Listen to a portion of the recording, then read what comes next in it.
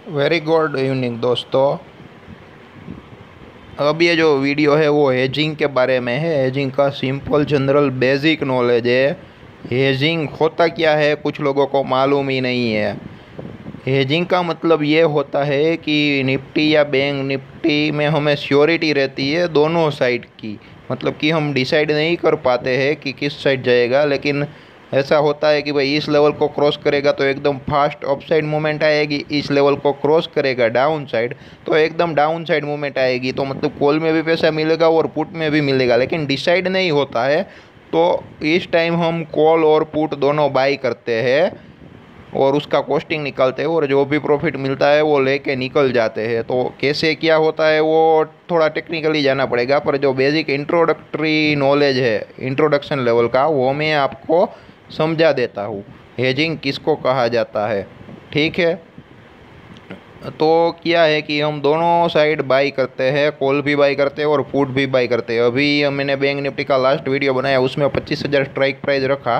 तो मैं यहाँ पर भी बैंक निफ्टी के कॉल पुट के बारे में हेजिंग सिखाता हूँ और 25,000 स्ट्राइक प्राइस रखता हूँ। मान लो कि अभी बैंक निफ्टी 25,000 है, हमें लगता है कि अप जाने वाली है, ठीक है, और रेगुलर डे है, एक्सपायरी नहीं है। एक्सपायरी का मैं अभी बाद में एक्सप्लेन करता हूँ।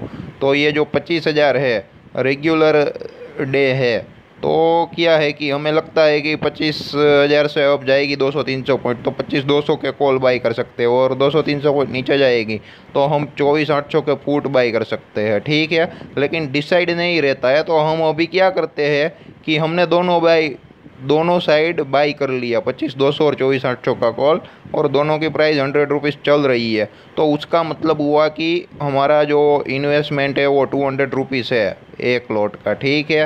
वो 25 इंटू 25 करना पड़ेगा, आप कर लीजिएगा, ठीक है। तो अभी में क्या है कि 200 रुपीज़ कॉस्टिंग है एक लॉट की। दोनों दो लॉट खड़े हैं बाई और सॉरी कॉल और पुट के, ठीक है।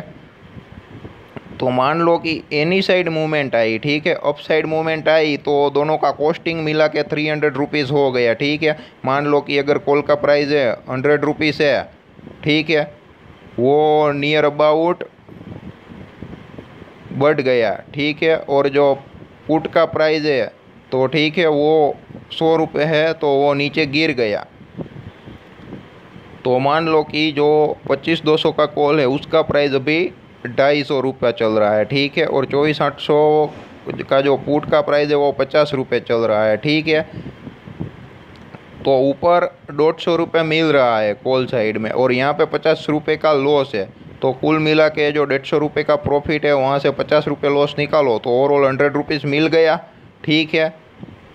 तो क्या है कि वहाँ पे स्क्वायर ऑफ कर देने का पोजीशन को, तो 100 रुपीज़ हमारा प्रॉफिट रहता है वहाँ पे स्क्वायर ऑफ कर देने का। तो ये होता है हेजिंग, उस हिसाब से मिलते हैं। और डाउन साइड उल्टा कर लेना है, अगर पुट का 250 है और कॉल का 500 रुपीज़ है, सॉरी 50 रुपीज़ है, ठीक है, तो वहाँ पर भी 100 रुपीज़ प्रॉफिट है तो वो लेके निकल जाने का। तो ये उसको हेजिंग बोलते हैं। दोनों साइड की मूव कंफर्म होती है तब हम देते हैं।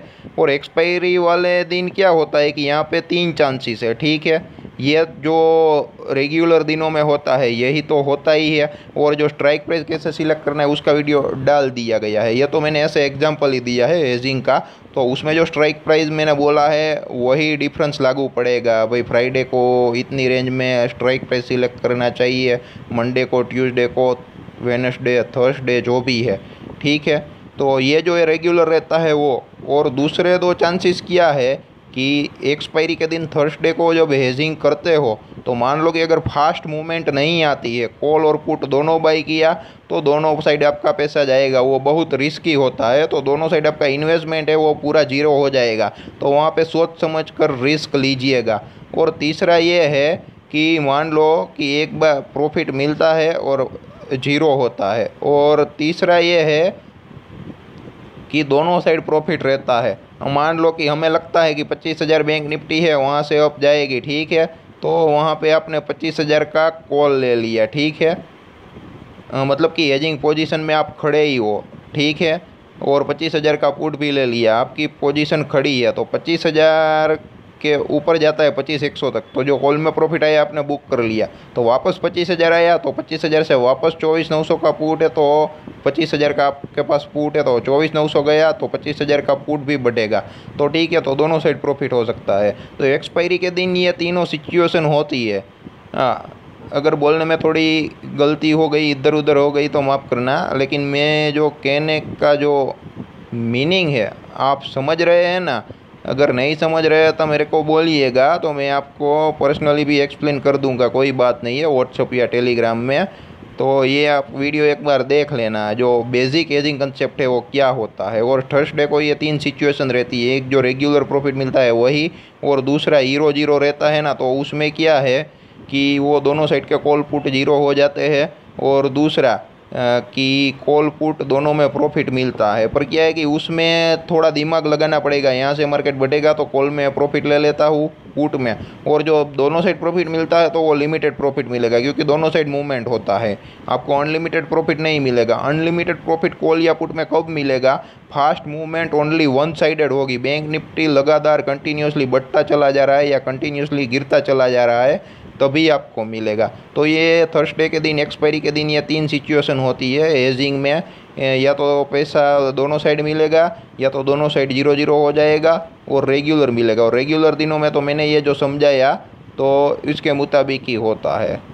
चलो, और कोई डाउट है या और कोई टॉपिक सजेस्ट करते हैं तो हम वीडियो बनाते हैं, और जो उसमें ओपन इंटरेस्ट है, कॉल पुट का डेटा रीडिंग है, उस पर हम वीडियो डालेंगे। लेकिन उसके लिए मेरे को भी थोड़ी तैयारी करनी पड़ेगी, ताकि आपको आसान भाषा में समझा सकूँ। धन्यवाद दोस्तों।